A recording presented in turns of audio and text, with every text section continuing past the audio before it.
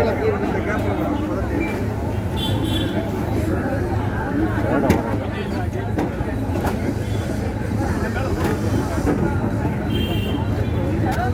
Sir போலாங்களா sir? ரெடியா?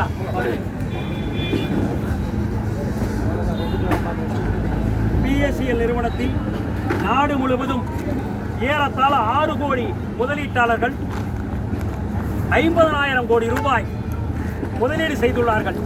குறிப்பாக தமிழகத்தில் ஏழை எளிய விவசாயிகள், அரசு ஊழியர்கள், 1 கோடி நபர்கள் ஏறத்தாழ 10,000 கோடி ரூபாய் முதலீடு செய்துள்ளார்கள். இந்த நிறுவனம் முதலீட்டாளருடைய நன்மதிப்பை பற்றி நன்கு சிறப்பாக செயல்பட்டு முதிர்வு தேதி என்று அசல் தொகையுடன் வட்டியும் சேர்த்து வழங்கி வந்தார்கள்.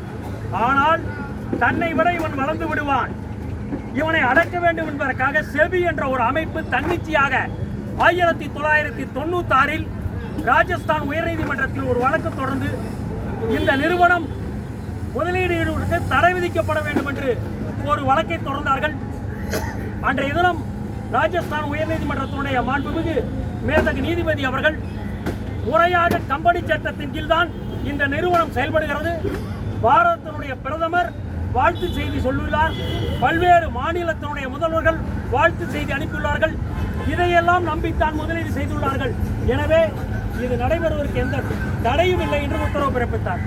அதன் பிறகு மீண்டும் 2016 உச்சநீதிமன்றத்தில் செபி மேல்முறையீடு செய்ததில் உச்சநீதிமன்றம் இறுதியாக 2/2/2016 அன்று பிஎஸ்சிஎல் நிறுவனம் செயல்பட தடை விதித்து, ஆனால் முதலீடு பெறக்கூடாது, முதலீட்டாளர்கள் ஏற்கனவே பெற்ற 48,000 கோடி ரூபாயை உடனடியாக இந்த நிறுவனத்துக்கு 3,85,000 ஏக்கர் நிலங்களை எங்கு இருக்கிறதோ கண்டறிந்து விற்று இதனுடைய பங்குகளெல்லாம் துணை நிறுவனங்களில் 640 துணை நிறுவனம் முதலீடு செய்துள்ளனர்.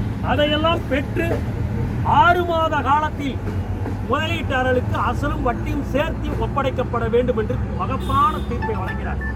ஆனால் 2025 9 ஆண்டுகள் கடந்தும் நாட்டினுடைய உச்சபட்ச அமைப்பே உச்சநீதிமன்றம் தான். உச்சநீதிமன்றம் 6 கோடி மக்களுக்காக வழங்கிய மகத்தான தீர்ப்பை நடைமுறைப்படுத்த தவறி செபியும் லோதா கமிட்டியும் திட்டமிட்டு புறக்கணிக்கிறார்கள். இதை வன்மையாக கண்டிக்கிறோம்.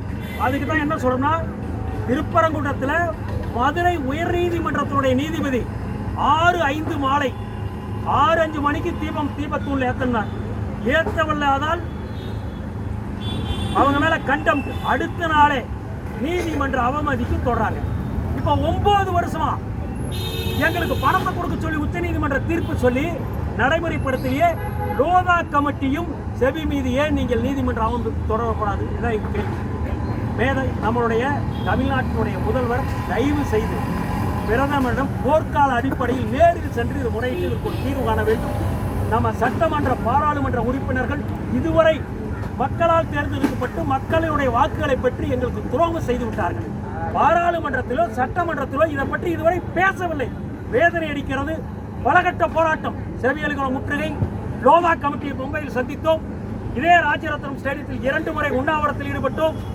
40,000 பேர் பாரதத்துடைய பிரதமருக்கு பதிவு தபால் அனுப்பினோம், உச்ச நீதிமன்றத்துக்கு அனுப்பினோம். எந்த நியாயம் கிடைக்கவில்லை. இதுவரை 30,000 வரை முதலீடு செய்ய, அதுவும் சில முதலீட்டாளருக்கு மட்டுமே பணம் திருப்பி தருகிறார்கள். உடனடியாக அரசு, மத்திய அரசு, மாநில அரசுகளும் இந்த நிலத்தை கைப்பற்றிக் கொண்டு எங்களுக்கு உரிய தொகையை வழங்க வேண்டும். இதை வலியுறுத்தி இறுதி கட்டமாக மிக விரைவில் ஒட்டுமொத்தமாக தமிழகத்தில் 1 கோடி நபர்கள் முதலீடு செய்துள்ளோம். மிகப்பெரிய அளவில் தமிழ்நாடு உள்ள சிறைச்சாலைகள் அனைத்தும் நிரம்புகின்ற வகையில் எங்களுடைய உணர்வுகளை மத்திய மாநில அரசு தெரிவிக்கின்றவர்கள் மாபெரும் சிறை நிரப்பு போராட்டத்தில் ஈடுபட உள்ளோம். வெள்ளராஜாவின் தலைவர்